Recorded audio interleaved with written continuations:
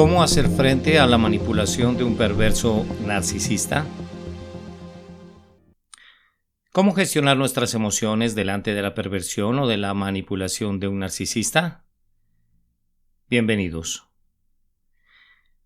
Hay que recordar que más del 90% de las personas que son víctimas del abuso invisible se refugian en el silencio, ya sea porque ese abuso venga de un familiar o de alguien conocido, y eso lo hace mucho más difícil de poder vivirlo y contarlo. Tampoco hablan de lo que les está pasando por temor a que nadie les crea, por temor a ser juzgados de locos, de paranoicos, y tienen razón porque la mayoría de veces no les creemos ni siquiera las personas que sabemos algo más de esto. Y no les creen generalmente porque cuando cuentan lo que les está pasando en una relación con un perverso o una perversa narcisista, suelen contar cosas que el terapeuta profesional nunca se hubiese imaginado, cosas que rozan con la paranoia, la locura y la obsesión. Todo eso les perturba mucho porque ni siquiera los profesionales de la salud mental pueden creer. Y en ese punto aparece otro tipo de agresión que tiene que vivir esa persona que está intentando verbalizar lo que le está pasando en su relación. Que no la crean o que le revictimicen aún más para poder creer que de verdad es una víctima, o bien que la culpabilicen por ese abuso, es resultado de que nos aferramos a las dudas. Unas dudas que nos permiten contactar o empatizar con ese calvario que el otro está narrando o impiden hacerlo. Por eso es normal que uno, cuando está siendo abusado desde lo invisible, pues finalmente se refugie en el silencio. ¿Cómo regularte emocionalmente cuando te encuentres delante de la distorsión perverso narcisista? Es muy importante aprender a regularse desde la gestión emocional porque un perverso narcisista suele manipular desde el plano emocional. Siempre va a jugar con las emociones del otro porque la manipulación emocional es la más potente y a la vez es la más invisible. Aquí es muy complicado detectarla y es muy complejo decirle a un juez que tal persona está jugando contigo desde la confusión y desde la cortina de humo. Por desgracia, el tema del narcisismo aún no se enseña en las universidades desde el plano de las relaciones tóxicas. Tampoco hay leyes específicas sobre abuso invisible porque son muy complejas de realizar. Y el perverso narcisista juega con eso y nos invita a entrar a un plano emocional específico según lo que quiera conseguir de nosotros en ese momento. Como ya sabes, el perverso narcisista usa distintas herramientas como son la condena, la culpa, el chismorreo, el miedo, la seducción, el sexo, el victimismo, el poder, el dinero, el chantaje emocional, el recuerdo del vínculo traumático, etc. Fíjate que todo está pensado para jugar con tus emociones y todo lo que pone en marcha o en práctica un perverso narcisista va a ser provechoso para él, pues es un calculador y deshonesto. Y tú vas a reaccionar desde la rabia, desde la injusticia o desde la desesperación o desde la decepción. Todo para que conectes con tus heridas emocionales de la infancia. Y desde ahí hace que hagamos una agresión o más bien una regresión donde nos sentimos cada vez más pequeños, más indefensos, más vulnerables, más expuestos, y es en ese momento donde entramos en el juego del otro. Y una buena forma de mantenernos al margen de esa manipulación es la autorregulación emocional. Eso es puro poder. Cuando nos autorregulamos podemos tomar distancia del perverso y no caer en esa proyección distorsionada. Si no te permites sentir tu centro emocional, si te proteges, a través del bloqueo o la huida, y si no eres consciente de lo que te está pasando en tu interior, en ese momento de la manipulación, y te fijas en la distorsión del perverso narcisista, entonces le estás dando al otro la posibilidad de jugar contigo. En este sentido, hablaremos de 3 claves para protegerte y sanarte del abuso narcisista y del vínculo traumático. Las siguientes claves deben ser aplicadas una vez hayamos identificado que la otra persona es un o una perverso narcisista. Clave 1. Nunca bajo ningún concepto te justifiques delante de un perverso narcisista. Cuando te empiezas a defender o a justificar delante de un manipulador perverso, entonces puedes ver una pequeña y leve risa retorcida que empieza a dibujarse en su rostro, porque en ese momento el otro empieza a alimentarse de ti. Le estás dando justamente el combustible emocional que necesita, porque si te justificas es que le has dado la credibilidad que éste está buscando y has entrado en su juego psicológico. Tampoco pierdas tu tiempo en intentar que se haga responsable del daño que está haciendo o que te ha hecho. Tampoco pierdas tu tiempo intentando hacer que repare el daño que ha hecho o que reconozca su error. No lo hagas. Piensa que el perverso narcisista es pura distorsión y te culpará de cosas que él está haciendo. Va a poner en ti aspectos emocionales que son suyos. Va a proyectar en ti todos sus miedos y carencias. Entrar a debatir eso con una persona así es perder el tiempo y la energía, y encima le estás alimentando su frágil ego, porque el perverso narcisista te está condenando y te está culpando de su distorsión y quiere que conectes con la culpa. Para el perverso narcisista, solo nos justificamos cuando conectamos esa culpabilidad. Por lo tanto, cuando identifiques la culpa y veas que empieza a aflorar en ti, simplemente permítete sentirla, pero no te identifiques con ella porque al identificarte comienzas a justificarte. Piensa en las veces que te has justificado y lo inútil que has sido, porque no sirve de nada. Pierdes tus fuerzas para que el perverso narcisista entienda tu punto de vista, para que te comprenda o para que te pueda ver desde esa invisibilidad que sientes. Es normal que quieras que el perverso o la perversa narcisista te entiendan, pero no sirve de nada y a veces te van a hacer creer que no entienden lo que está pasando para que te enganches en ese intento de hacerles entender las cosas. Porque tú realmente quieres terminar con la confusión.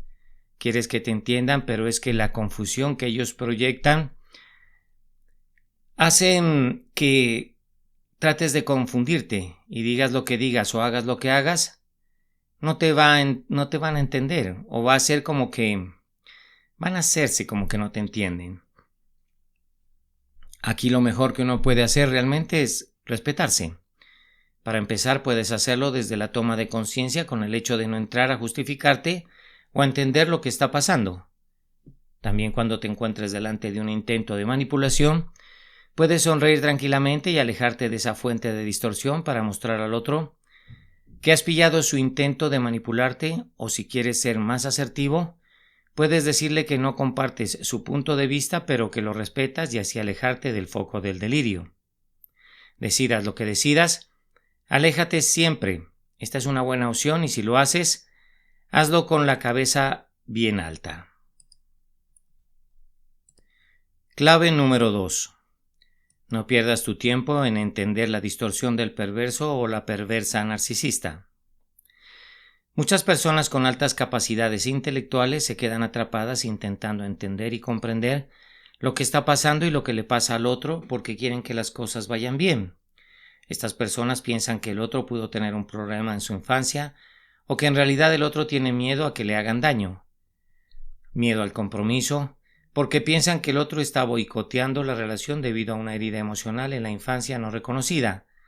La verdad es que no hay nada que entender. El vacío solo se puede entender como vacío. Intentar entender todo desde lo cognitivo o desde lo intelectual le va a sumar distorsión a toda esa manipulación que estás viviendo. Sin embargo, lo que sí puedes hacer es empezar a escuchar a tu corazón, es decir, empezar a escuchar a tu intuición para entender lo que está pasando y tomar la mejor decisión. El corazón se ha vuelto el signo universal del amor, y de hecho Aristóteles creía que el corazón era el órgano más importante del ser humano. Para este filósofo griego es el corazón y no el cerebro el que ocupa el centro rector de las sensaciones y de los movimientos emocionales. Aristóteles creía que era desde allí donde se tomaban las mejores decisiones y algo de verdad sí que tenía. Empieza a escuchar a tu corazón.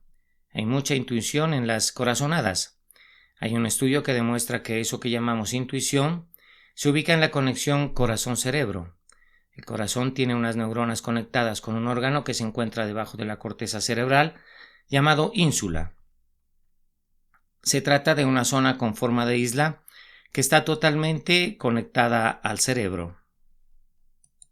La ínsula también está relacionada con el placer y la recompensa. Esa isleta es parte de la que nos permite darnos cuenta de que estamos enamorados de alguien, y como está conectada al corazón, pero también al intestino, la ínsula es el área que hace que tengamos palpitaciones o ese hormigueo en el estómago cuando estamos enamorados de alguien. Este estudio se basaba en lo siguiente. Se les pidió a un grupo de personas que participaran en un juego en el que tenían que tomar decisiones basadas en situaciones que eran simuladas en un ordenador. Siempre tenían dos opciones posibles para decidir libremente. Una de las opciones tendría un resultado positivo y la otra negativo. Mientras jugaban al juego, el corazón de los participantes estaba siendo monitorizado porque la hipótesis era saber cómo reaccionaba el corazón justo antes de la toma de decisiones, ya que creían que podía cambiar. Lo que encontraron los investigadores fue increíble. Cuando se iba a tomar una decisión que iba a tener un resultado favorable, el corazón latía de una manera muy específica, pero cuando iban a tomar una decisión donde el resultado iba a ser negativo, el corazón latía con otra forma totalmente diferente. Por lo tanto, nuestro corazón es consciente mucho antes de lo que somos a nivel cognitivo, si la decisión que estamos a punto de tomar va a tener un resultado positivo o un resultado negativo. Esto es lo que llamamos intuición, y se encuentra en esa estrecha relación corazón-ínsula. Por lo tanto, la segunda clave es que empieces a escuchar a tu corazón. Cuando no entiendas lo que está pasando, escucha a tu corazón para regular las emociones y tomar la decisión más adecuada con tu nivel de autorrespeto y un nivel de compromiso contigo mismo o contigo misma. Clave número 3. No intentes recuperar a esa persona que conociste en esa fase de bombardeo de amor. Seguramente quieras recuperar la versión de esa persona maravillosa que te sedujo. De hecho, este es uno de los anclajes más potentes del perverso o la perversa narcisista, y va a jugar con esa disonancia cognitiva desde la incredulidad que sientes y desde la culpabilidad, para que te quedes ahí anclado en ese anhelo de recuperar a esa persona que habías conocido antes, que era casi como tu alma gemela, con la que te lo pasabas genial y con la que te conectaste a todos los niveles. Y esto ocurre porque no quieres perder ese ideal de persona que conociste. No quieres perder a esa media naranja, pero no lo es y nunca lo es. Solo fue un espejo de ti mismo. Solo se comportó como un espejo que proyectó tus deseos y tus necesidades.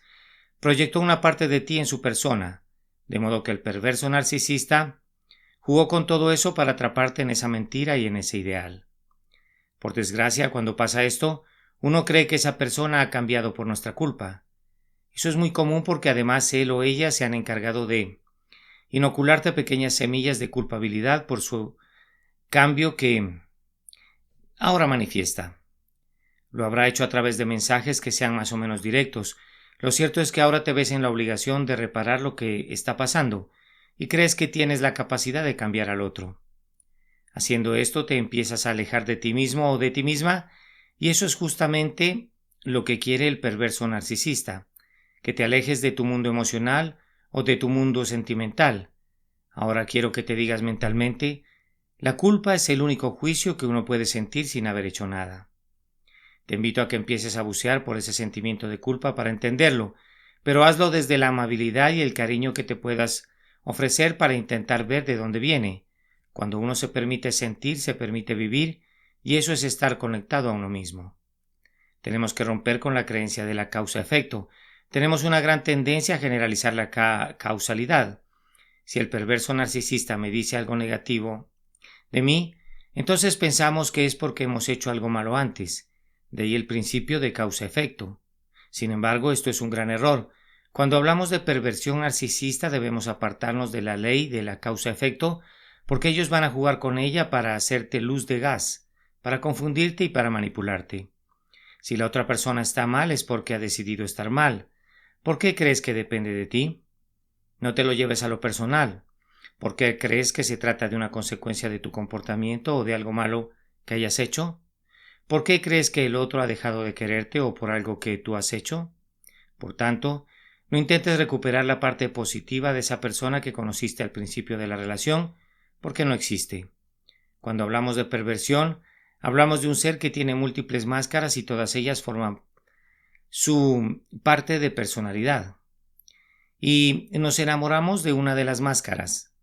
Eso es innegable, pero recuerda que solo es eso, una máscara que esconde un gran vacío. Ya habiendo llegado al final de este breve audio, quisiera felicitarte por tu fino gusto por estos temas como son el narcisismo, y también quisiera invitarte para que te suscribas a mi canal y me des un like si crees que este podcast ha sido de tu interés y de tu provecho. Sin más, espero verte en el próximo podcast y te envío un gran abrazo. Felicidades y hasta pronto.